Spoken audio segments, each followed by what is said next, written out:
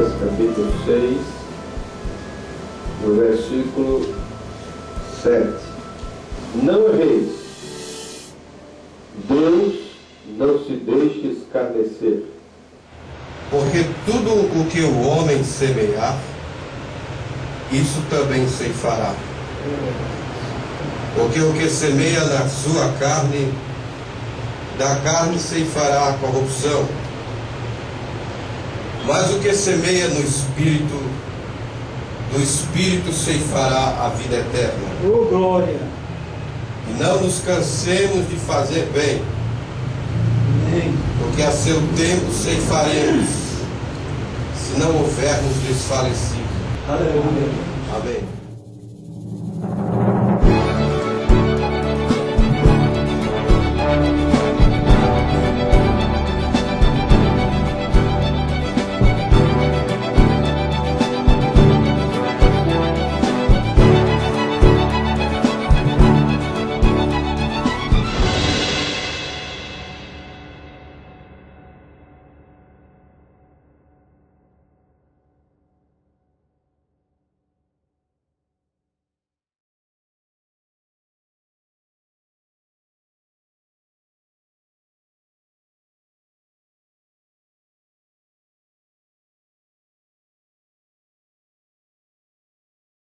Nós formos fazer um inventário das nossas vidas, esse é um termo também de inventário, nas empresas tem esse trabalho de inventário, fazer contagem, levantamentos. E se nós formos fazer um levantamento, um inventário das nossas vidas de janeiro deste ano de 2008 para cá, o que é que mudou nas nossas vidas? O que é que aconteceu de diferente?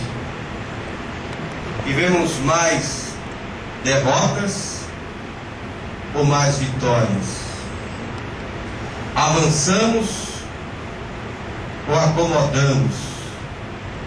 Ou ficamos parados? Crescemos como cristãos ou estamos atrofiando?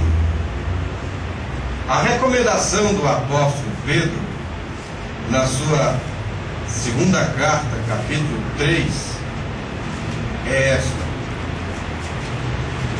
Segunda carta de Pedro, capítulo 3, lá no versículo 18. Ele vem falando sobre que os céus e a terra que agora existem se reservam como tesouro para o fogo, né? Até o dia do juízo e da perdição dos homens ímpios, e vai falando, e ele vai dizendo que classe de vida você deve ter, em outras palavras, se você for lendo aí, que classe de vida você deve ter diante de todas estas coisas que estão para suceder. Verso 11 ele disse: havendo pois de perecer todas estas coisas, que pessoas vos convencer que é que nós temos sido diante de tantas coisas, ou destas coisas que vão tomar lugar, que nós sabemos que vão tomar lugar. E aí ele vai falando, e no final do capítulo, no verso 18, ele diz assim: antes, ao invés de você cair da vossa firmeza, leia o verso 17, você decair da vossa firmeza, e você ficar parado, acomodado, você cresça na graça e conhecimento de nosso Senhor e Salvador Jesus Cristo. Então, se nós formos avaliar, inventariar a nossa vida de janeiro do ano de 2008 para cá, sabe, porque o irmão Luiz até falou isso na quinta-feira lá, nós não podemos focar só as bênçãos materiais, não é verdade? O senhor lembrou isso? Que Deus nos deu isso, que Deus nos deu aquilo, que nós estamos bem, há uma conta bancária que está gorda. E a nossa vida espiritual? O que é que nós, que estatura nós avançamos?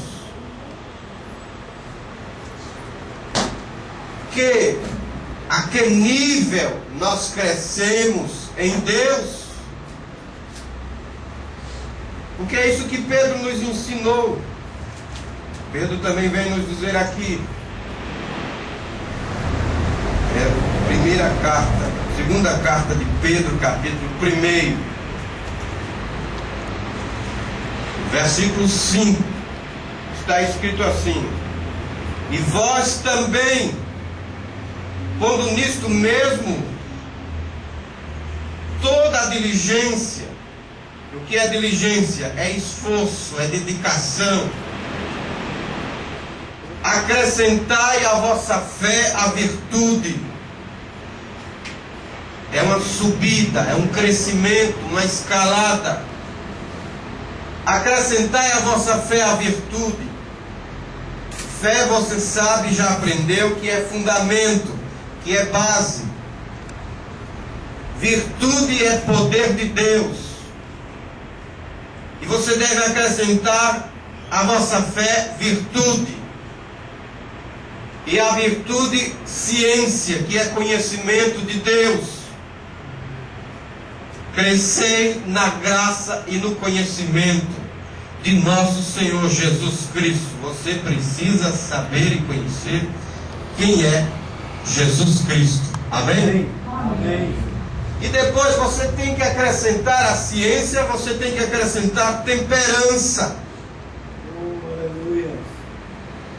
Eu estava falando ontem para a minha família, irmão, se há uma bênção que nós precisamos alcançar, acima de todas essas bênçãos que Deus tem nos dado neste tempo, de coisas materiais, de coisas palpáveis, uma bênção maior que eu reputo é eu ter controle de mim mesmo.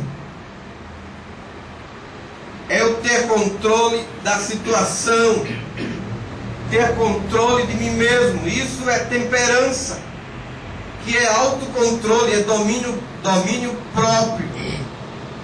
O profeta de Deus para esta era, ele disse: o meu maior inimigo chama-se William Marion Branham.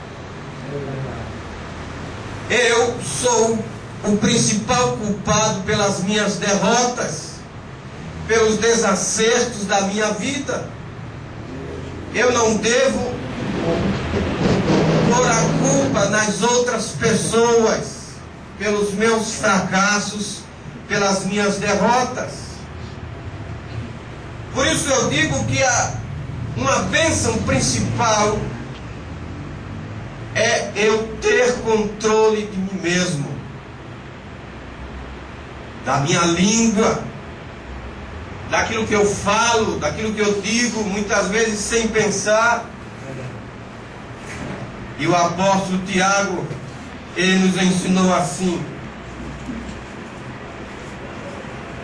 a língua é como um fogo, capítulo 3 de Tiago. Meus irmãos, muitos de vós não sejam mestres.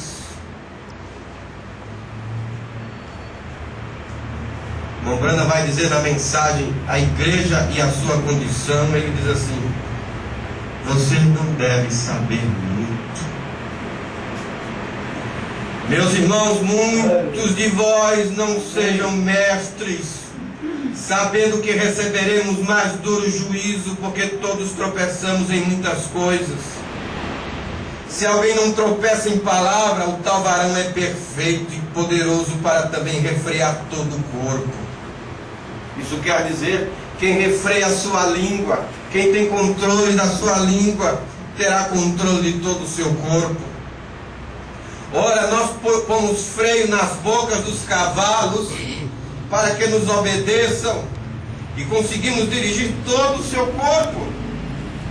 Vede também as naus que, sendo tão grandes e levadas de impetuosos ventos, se viram como um bem pequeno leme para onde quer que a vontade daquele leme as governa. Assim também a língua é um pequeno membro e gloria-se de grandes coisas. Vede como um grande bosque um pequeno fogo incendeia. A língua também é um fogo como um mundo de iniquidade. A língua está posta entre os nossos membros e contamina todo o corpo e inflama o curso da natureza e é inflamada pelo inferno. Porque toda a natureza, tanto de bestas, feras, como de aves, tanto de répteis, como de animais do mar, se amansa e foi domada pela natureza humana. Mas nenhum homem pode domar a língua. Aleluia. A minha vida com Deus, como está? Oh, aleluia. É se eu tenho controle de mim mesmo. Se eu não faço as coisas atabalhoadamente, precipitadamente, insensatamente, sem pensar. Por isso a receita da Bíblia é acrescentar, é crescer, é deixar de ser menino. Paulo disse, 1 Coríntios, capítulo 13, ele nos exorta a deixar de sermos meninos manhosos, não me toque, qualquer coisa está bochechudo, briguento. Ele diz, quando eu era menino, 1 Coríntios 13, verso 11, quando eu era menino, falava como menino, sentia como menino, criança, discorria como menino, mas logo que cheguei a ser homem, acabei com as coisas do menino. Porque agora vemos por espelho e enigma, mas então veremos face a face a realidade. O menino é sonhador. Por um lado, não ser mais criança, crescer. Por outro lado, ser criança no sentido de ter pureza, de não ver maldade nas coisas. O que é que eu tenho feito com a minha vida espiritual neste ano de 2008? É nisto que nós devemos projetar as coisas, porque senão nós vamos ser engodados. O nosso foco se dará tão somente nas coisas desta vida, porque estamos avançando ou prosperando materialmente. Deus não está gostando disto. É o assim diz o Senhor. Oh, Jesus. Amém? Amém. Se nós queremos passos certos, dar passos certos, nós precisamos ter a bênção de Deus sobre nossas vidas. Amém? Bênçãos de Deus não quer dizer necessariamente coisas materiais. Que tal nós projetarmos isto para a nossa vida daqui para frente? As empresas estão aí fazendo os seus levantamentos, os seus inventários. Há uma preocupação com a crise. As pessoas estão estupefadas, boquiabertas com a situação dos Estados Unidos, a maior potência mundial, potência econômica, potência bélica, e estão boquiabertos, todos estão preocupados, quando deviam estar preocupados é com a crise espiritual que o mundo está vivendo, que as pessoas estão vivendo.